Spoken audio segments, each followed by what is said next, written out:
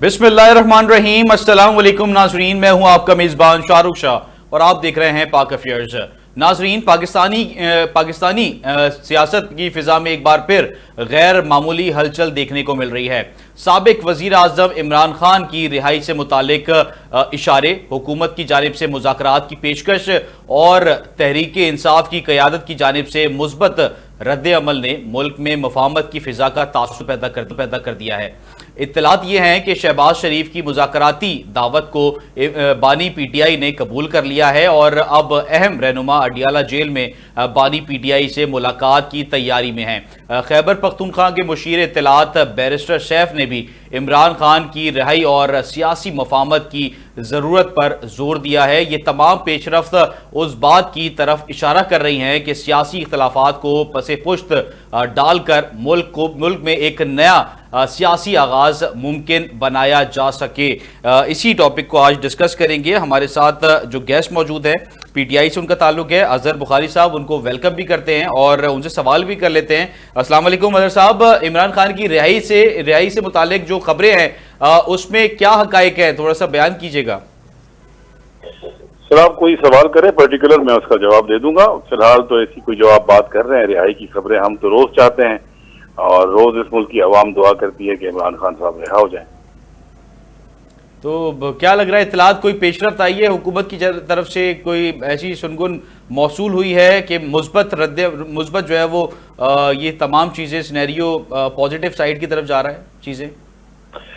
देखिए, जब पाकिस्तान ने भारत को मुंह तोड़ जवाब दिया था 10 मई को, उसके बाद शहबाज शरीफ साहब ने तमाम सियासी कायदीन जो हैं मुख्तलिफ सियासी जमातों के, उनके साथ टेलीफोनिक गुफ्तगू की थी और चेयरमैन बैरिस्टर गौहर साहब के साथ भी उनकी गुफ्तगू हुई थी, जिसमें उन्होंने उनको ब्रीफ किया था ऑपरेशन के बारे में भी, उसकी सक्सेस के बारे में भी, और सारी चीजें डिस्कस हुई थी। तो उस पर भी चेयरमैन बैरिस्टर गौहर साहब ने कहा था कि कौमी यकजहती के लिए बड़ा जरूरी है कि इमरान खान साहब की रिहाई हो।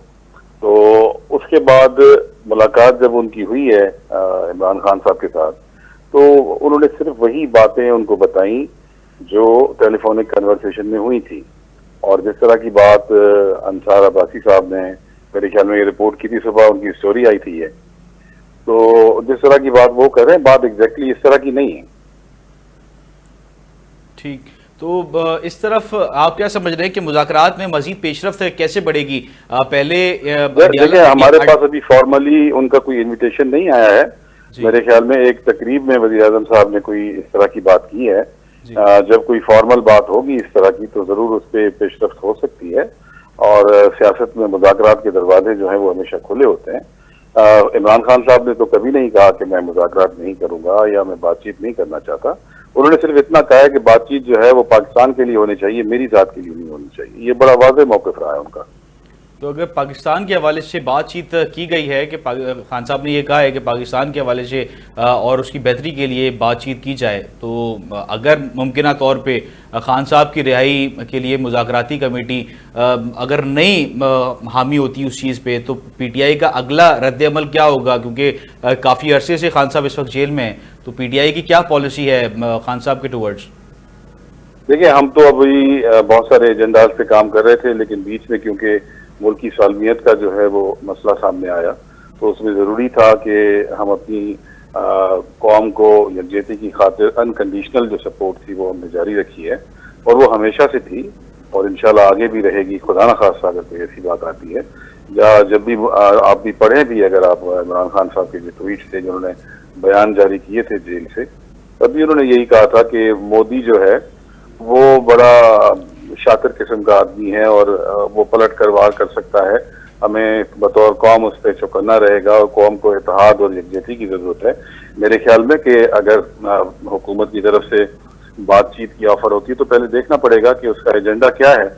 और हम समझते हैं कि खान साहब को जो भी बातचीत है उसमें खान साहब डायरेक्टली शामिल होने चाहिए और अब वक्त आ गया है कि उनको रिहा किया जाए। और इस वक्त कौम को जो है वो बड़ी इत्तेहाद की जरूरत है और इस बात में कोई शक नहीं है कि 8 फरवरी 2024 को इस मुल्क की बहुत बड़ी अक्सरियत ने, करोड़ों लोगों ने इमरान खान साहब को वोट दिए थे, तो उस वोट की भी कदर करनी चाहिए, इज्जत करनी चाहिए। अच्छा, अजहर साहब ये भी फरमा दीजिएगा, आपने बात की एजेंडे के हवाले से, पीटीआई का क्या एजेंडा है, और आपने ये भी बताया कि एजेंडे में ये भी शामिल है कि खान साहब बराह रास्त उस मुज़ाकरात में जो है वो मौजूद हों। इसके अलावा क्या जी, मुल्क एजेंडा के लिए एजेंडे में मुल्क के शामिल लिए अगर मुज़ाकरात है तो उसमें खान साहब का तो होना जरूरी है ना। जी? तो और मजीद पीटीआई का क्या एजेंडा होगा मुज़ाकरात की टेबल पे जब बैठते हैं और मुमकिन तौर पे बैठने जा रहे हैं तो? देखिए, इस पे हमारी पॉलिटिकल कमेटी की मीटिंग्स होंगी और उसमें ये डिस्कस किया जाएगा कि अगर इस तरह की सूरत हाल जो है वो पैदा होती है तो उस सूरत में हमारा फाइनल एजेंडा जो है वो क्या होना चाहिए। अब मैं ज़ाहिर पार्टी का एक अहदेदार हूँ, जिम्मेदार हूँ, तो मैं ऐसी कोई बात नहीं कहना चाहता कि कल जो है वो पार्टी उस एजेंडा पे आए या ना आए। उस बारे में मैं अभी कोई पेशगोई नहीं कर सकता, लेकिन एक एजेंडा अगर पार्टी के ऊपर छोड़ा जाए, खान साहब के ऊपर ना छोड़ा जाए, तो वो तो हमारा तो एजेंडा यही है कि जी इमरान खान साहब को रिहा किया जाए। हालांकि वो खुद अपनी रिहाई की बात करते नहीं है, लेकिन हमारी और उनकी फैमिली, वो हम दोनों का जो है वो एज अ पार्टी और उनकी फैमिली की यही डिमांड है कि इमरान खान साहब को फिल फौर रिहा किया जाए और उसके बाद बैठ के मुल्क के दरपेश जो मसाइल हैं उनमें आप इलेक्शन की बात भी कर लें। चीफ इलेक्शन कमिश्नर को साहब के जो ओहदे के बाद वो अभी तक काम कर रहे हैं, 26वीं तरमीम में बहुत सारे मसाइल हैं, इनके ऊपर कौमी इशूज हैं ये सारे।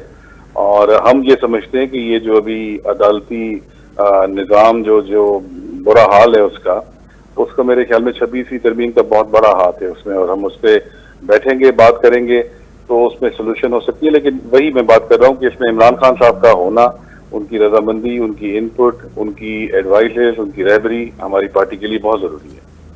अच्छा, अजहर साहब ये भी फरमा दीजिएगा कि अभी तो चले मुल्क की सालमियत का जो है वो मामला था, पाक भारत कशीदगी का मामला था, उसकी वजह से तमाम कौम यकजा हो गई थी, मगर इससे तो अगर हम तो एक महीने पीछे जाएं तो पीटीआई की वो प्रोग्रेस और वो एफर्ट्स नज़र नहीं आ रही थी जिस तरीके से पिछले जो है वो 6 महीने कबल अगर हम बात करें तो नज़र आ रही थी कि पीटीआई जो है वो मेहनत कर रही है, वर्क कर रही है खान साहब की रिहाई के लिए, और खान साहब भी जो है वो ऑर्डर्स दे रहे थे कि मुज़ाकरात किससे करने चाहिए, किससे नहीं करने चाहिए, तो वो क्यों स्लो डाउन हो गई? देखिए, उसकी बड़ी वजूहत ये हैं कि एक तो खान साहब की मुलाकात जो है वो आज भी आपने देखा कि खान साहब की मुलाकातें नहीं हो रही, और ये बड़ा अफसोसनाक अमल है। मैं समझता हूँ कि जब आप मुल्क की यकजहती की बात करते हैं, इत्तेहाद की बात करते हैं, और पाकिस्तान तहरीक इंसाफ से भी ये डिमांड करते हैं कि वो भी मुल्क की इत्तेहाद और यकजहती की बात करें, हमसे डायलॉग करें, उसके साथ साथ फिर उसके लीडर के लिए जो मुलाकात का है दिन फिक्स है, अदालत की तरफ से फिक्स है, उसका एक तरीक़ेकार तय है, नाम दिए जाते हैं बाकायदा, तो वहाँ मुलाकात ना करवा के तो फिर भी उसको भी तो आप नुकसान पहुँचा रहे हैं ना। तो ये मेरे ख्याल में हुकूमत को जरा देखना पड़ेगा, इस पर नजरसानी करनी पड़ेगी उनको कि ये मुलाकातें जो हैं ये अलाउ की जाए। पहली बात तो ये। दूसरी बात आपने जो पूछी, ये इसी बात की वजह से ये हुआ है क्योंकि कम्युनिकेशन का बहुत बड़ा गैप है इमरान खान साहब के साथ। कोई चीज़ अज्यूम नहीं की जा सकती। आपने मुख्तलिफ मौजूआत देखे हैं रिसेंटली जिसमें मुलाकात में बहुत देर से मुलाकात हुई, तो उसके बाद उन पे फैसला जो है वो बड़ा देर से लिया गया। इसी तरह से एक तहरीक के लिए अभी इमरान खान साहब ने मैसेज किया है, और आज हमारी पेशावर में जो है तमाम सूबाई सदूर जो हैं पीटीआई के और जनरल सेक्रेटरीज जो हैं उनकी एक मीटिंग चल रही है अभी पेशावर में, और उसकी सरबराही जो है वो जुनैद अकबर साहब कर रहे हैं क्योंकि खान उनको चुना है तहरीक की सरबराही के लिए जो तंजीमी लेवल पे होगी। तो वो भी हमारी बातचीत चल रही है पार्टी के अंदर, उसमें भी पेशरफ्त हो रही है। लेकिन जरूरी ये है कि हुकूमत जो है वो थोड़ा सा सियासी दानिशमंदी का मुजाहिरा करे कि मुलाकात में कोई रुख ना डाले। अच्छा, अजहर साहब, मुज़ाकरात की हम बात कर रहे हैं, मुज़ाकरात की मेज़ पर अब बराह रास्त हुकूमत जो है वो आमादा हो चुकी है। माजी में पीटीआई की जानिब से ये कहा गया कि इस्टेब्लिशमेंट से पहले मुज़ाकरात किए जाएँ, उसके बाद फिर कहा हुकूमत से जो है मुज़ाकरात किए जाएँ, फिर हुकूमत से बैक ऑफ हो गई, फिर दोबारा से कहा कि इस्टेब्लिशमेंट से जो है मुज़ाकरात किए जाए। तो ये चल क्या रहा है मामला? एक तरफ क्यों पीटीआई जो है वो थिंक टैंक जो है ना वो एक तरफ क्यों नहीं बिठाया जा रहा कि एक तरफ मुज़ाकरात करें और उसी को जो है वो कंटिन्यू लेके चलें? देखिए शाहरुख साहब, इसको मैं थोड़ा सा ना आपसे गुजारिश करूंगा कि इसको आप थोड़ा सा हमारी ऐनक से देखें, क्योंकि जब ये मुज़ाकरात हम लोग नहीं कर रहे थे तो हम पे ये प्रेशर था कि जी आप सोलो फ्लाइट ले रहे हैं, आप दूसरी जमातों को वैल्यू नहीं करते, उनके साथ बैठना नहीं चाहते। आपको याद होगा काफ़ी सिटिंग्स हुई थी और उसमें भी यही एक दो मरतबा डिमांड की गई थी, ठीक है जी हमें मुलाकात करने दें, और वहीं से मुलाकातों का सिलसिला ख़त्म हुआ। जो आज तक जो है वो तसलसल के साथ बरकरार ही नहीं रह पा रहा। तो ऐसी हुकूमत, उसकी हालत ये थी कि वो तो सर मुलाकात नहीं ये करने जमहूरी देती तरीका था एस्टेब्लिशमेंट से जो है दरखास्त करना कि हम आपसे मुज़ाकरात करना चाहते हैं? देखिए, अब मैं इस बात को आपको इस तरह डिस्क्राइब करना चाहूंगा कि आप, अगर आपका कोई गोल है या आपका कोई भी ऑब्जेक्टिव है, तो आप यही देखेंगे ना कि ये ऑब्जेक्टिव मेरा जो है ये किसके साथ नेगोशिएट करना चाहिए। तो खान साहब की नज़र में नेगोशिएशंस जो हैं वो असल ताकत के साथ ही हो सकती हैं। तो अगर तो हुकूमत जो है वो इतनी पावरफुल यानी है, कि पीटीआई ने मान लिया है और क़यादत ने मान लिया है कि आला जो ताकतवर लोग हैं वो कौन है? ये आपको और हमें और पाकिस्तान में सबको पता है कि यहाँ पे फैसले कहाँ से होते हैं और किधर से होते हैं और अभी भी कहाँ से हो रहे हैं। तो ये कोई ढकी छिपी बात नहीं है। और ये ठीक है, मतलब एक यानी कि 2018 में जो हुकूमत आई थी ऑफ पावर, वो कैसे आई जो थी कहते थे, वो वोट से आई तो थी? अभी भी वो कायम ही है जी। 2018 का क्या पूछ रहे हैं जी? 2018 की जो हुकूमत आई थी वो किस तरीके से आई थी? वो भी वोट के जरिए आई थी या उस पर भी कोई इन्वॉल्वमेंट थी किसी शाहरुख साहब, तरीके से? उसमें हमारी 17 सीटें तो बिल्कुल नहीं थी। उसमें हमारी सीटें जो है वो 100 से ज्यादा ही थी। और दूसरी बात ये है कि उस इलेक्शन में भी हमारा मौकिफ ये है कि हमारी सीटें उसमें भी कम की गई थी, ज्यादा नहीं की गई थी। और अभी भी हमारी जो इलेक्शन जो हुआ है उसमें हम समझते हैं कि हमारी 2/3 मेजोरिटी है, जिसको गायब कर दिया गया और सिर्फ जो है वो 17 सीटें वाली जो जमात थी उसको इतनी ज्यादा सीट्स देकर और हुकूमत में बिठा दिया गया है। ये तो हमारा कल भी मौक़िफ़ यही था, हमारा आज भी मौक़िफ़। बिल्कुल, बहुत बहुत शुक्रिया अदर बुखारी साहब, आपने अपना कीमती वक्त दिया। और हम बात कर रहे थे खान साहब की जो है वो रिहाई के हवाले से, जो रिहाई का परवाना है उस पर जो है वो तमाम पॉजिटिव चीज़ें अब खुल के सामने आ रही हैं।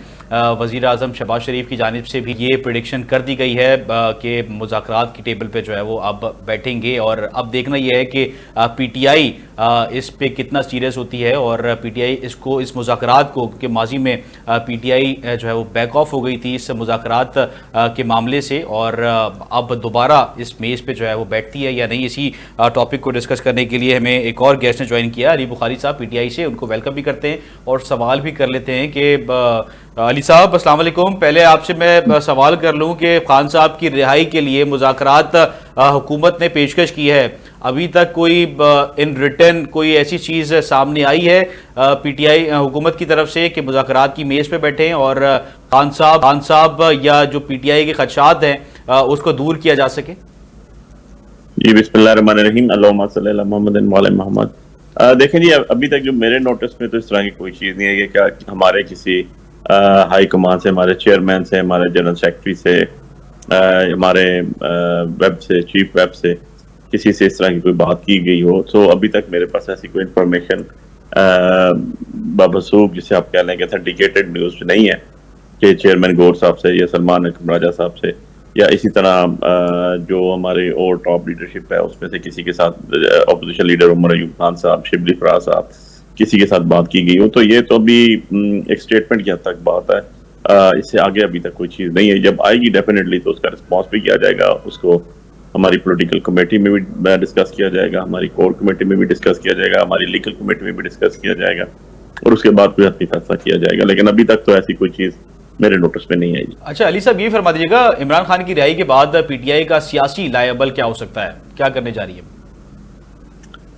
इमरान खान साहब की रिहाई के बाद? जी देखें जी, इमरान खान साहब की रिहाई के बाद तो जो इमरान खान साहब का हुक्म है वो पे आकर, इसलिए उसका लाया अमल क्योंकि हमें तो बताने की जो चीज़ों से ये चीज़ें सामने आ रही हैं, ज़राए से भी सामने आ रही है, और अंदरूनी जो मामलात हैं पीटीआई के वो भी कादिर खान इतने अच्छे नज़र नहीं आ रहे, इख्तलाफात बढ़ते जा रहे हैं। और कोई ऐसे भी लोग हैं जो कि ज़रा ये दावा करते हैं कि खान साहब को जो है वो ना निकलवाने वाले भी लोग हैं, वो नहीं चाहते कि खान साहब जो है वो बाहर आए। तो ऐसी भी मुख्तलिफ ज़राए ये कोट करते हैं।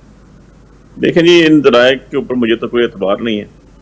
ज़राए तो और भी बहुत कुछ कहते हैं, और ज़राए की हट के अगर मैं आपको ये कहूँ कि जी आपके मियां नवाज शरीफ साहब ने अभी इंडिया पाकिस्तान वॉर के अंदर एक स्टेटमेंट भी नहीं दी, तो उसमें ज़राए की बात नहीं है, फैक्चुअल बात।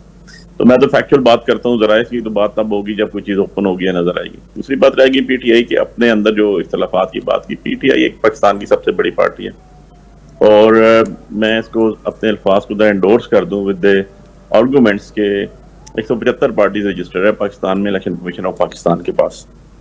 175 में से जब इलेक्शन हुए और 12 करोड़ वोटर्स हैं, जिनमें से 6 करोड़ वोट जो है वो पोल हुए, और 174 पार्टियों ने 3 करोड़ वोट लिए, और 3 करोड़ वोट वो खाली अकेली पीटीआई ने लिए, और 78 से ज्यादा सीटें, 80 के लगभग seats including my seat Islamabad से जो थी, वो 50-50 हजार वोट से रिजल्ट लेकर बैठा हूँ। जब कहेंगे मैं आपको ही भेज दूंगा, सारी कोर्ट्स में, ट्रिब्यूनल्स में, हर जगह पड़े हुए हैं, जिसके ऊपर कभी अभी तक प्रोसीडिंग स्टार्ट नहीं हुई। तो 80 सीट्स हमारी कट डाउन करके 17 वालों सीट वालों को जिता के प्राइम मिनिस्टर बना देंगे। और उसके बाद मैं ना वसूख जराए की बात पे बिलीव करता हूँ, ना मैं किसी ऐसे इंफॉर्मेशन पे बिलीव करता हूँ जो based on the factual grounds ना हो। तो फैक्चुअल ग्राउंड्स ये हैं कि Imran Khan is the owner of the party, he is the founder chairperson of the party, he is the party chairman, उन्हीं के नाम पे हमें वोट मिली, उन्होंने ही टिकट दिए, उन्हीं के साथ ही खड़े हुए हैं। लेकिन जो आपका स्पेसिफिक क्वेश्चन था, मैं एक चीज आपको थोड़ा सा ये 2-3 साल पीछे के जरा पास्ट में ले जाता हूँ। आप ये देखेंगे हमारी पार्टी में कौन कौन से जुल्म नहीं हुए। हमारी लीडरशिप आज भी खाली इमरान खान साहब नहीं, डॉक्टर साहबा, शाह महमूद कुरैशी साहब, महमूद रशीद चौधरी, एजाज चौधरी साहब, चीमा साहब, नेम सिंगल पर्सन जो अभी तक जेलों में सजा भुगत रहे हैं और नाकर्दा गुनाहों की सजा भुगत रहे हैं। एक पे बेल होती है, दूसरे पकड़ लेते हैं। तो सबको पता है कि ये पॉलिटिकली मोटिवेटेड केसेस हैं, ना इनका मुंह है ना इनका सर है। उसके बाद जब जजेस से रिलीफ मिलना शुरू हुआ, जजेस ने बेल आउट करना शुरू किया, तो 26वीं अमेंडमेंट के तहत ला के तो जजेस ही मर्जी के लगाने शुरू कर दिए गए। मैं तो उसको यही कहूंगा, क्योंकि जब आपके वोटों पे जज लगेंगे और पॉलिटिकल लोग बैठ के लगाएंगे तो फिर तो उनकी मर्जी की जज आएंगे ना, उसमें मैं आप दूसरा तीसरा तो आ नहीं सकते। अब उसके अंदर हम आगे चलते हैं तो इतनी ज्यादा फस्तायत के बाद मैं खुद आपके सामने बैठा हूँ, अभी भी बेल बिफोर अरेस्ट भी 17 पर्चे मेरे पे चल रहे हैं इस्लामाबाद में। जिस इलेक्शन लड़ने से पहले एक एप्लीकेशन भी सारी हिस्ट्री भी नहीं थी। इस्लामाबाद के टॉप मोस्ट लॉयर्स में हूँ, सुप्रीम कोर्ट के वकील हैं। बात ये नहीं है, बात ये यार कि इतना फस्तायत के बाद आपने हिस्ट्री से कुछ भी नहीं सीखा। अगर जुल्फकार अली भुट्टो को हैंग कर दिया, इवन अदरवाइज 4-4 दफा 5-5 दफा वो गवर्नमेंट में आ चुकी है। नेल्सन मंडेला ने 27 साल कैद काटे, अल्टीमेटली पावर में वही आया। तो ये तो यूनिवर्सल ट्रूथ है, आप जिस चीज को जितना दबाएंगे, आपने दबा लिया, मार लिया, झूठे पर्चे करा लिए, 17 सीटों वाले को मैं अली साहब आपकी बात में काट रहा हूं, सीएम बना दिया। जी अली साहब मैं आपकी बात काट रहा हूं। आपने मुकदमों की बात की, मुकदमों के हवाले से आपने कहा, मगर क्या पीटीआई का ये रवैया ठीक था कि अभी जो एहतजाज किया और रैली निकाली गई खान साहब की रिहाई के लिए और डी चौक पे जो है वो धरना दिया गया और ये कहा गया कि हम खान साहब को लिए बगैर नहीं निकलेंगे, तो क्या ये सही था? ये जमहूरी तरीका था कि खान साहब क्योंकि उनके ऊपर कोर्ट केसेस चल रहे हैं और डी चौक पे जो है वो एहतजाज करके लोगों को मजमा लगा के ये कहना कि खान साहब को लिए बगैर हम नहीं जाएंगे, तो ये ठीक था? देखिए ना, अगर तो मुझे मेरा कॉन्स्टिट्यूशन कहता है कि डी चौक किसी की दादाजी की विरासत है, वहां पर आपने नहीं बैठना, वहां पर आप पीसफुल प्रोटेस्ट नहीं कर सकते, तो आपकी बात बिल्कुल बजाय। लेकिन अगर मुझे मेरा कॉन्स्टिट्यूशन, जो मेरा और स्टेट का पैक्ट है ना, एक हमारे और स्टेट के दरमियान क्या चीज है, स्टेट मीन्स पाकिस्तान, उसके अंदर एक ही चीज है जिसको हमने इंडोर्स किया हुआ दोनों ने, उसका नाम है कॉन्स्टिट्यूशन ऑफ पाकिस्तान। अगर मुझे वो इजाजत देता है कि मैं पीसफुल प्रोटेस्ट करूं, तो क्या मैंने इलीगल काम किया या पीसफुल प्रोटेस्ट पे जिन्होंने गोली चलाई उन्होंने इलीगल काम किया? सब अगर हुकूमत तो आपको एक जगह मुख्तस कर रही थी प्रोटेस्ट करने के लिए उस दिन, हुकूमत नहीं कर सकती ना। देखिए, हुकूमत की भी दो चीजें हैं, आपने मतलब वन आफ्टर अनदर चले। आपने पैपो एक्ट बनाया, आपने पैपो एक्ट की जो कंडीशंस थी हुकूमत ने पूरी की?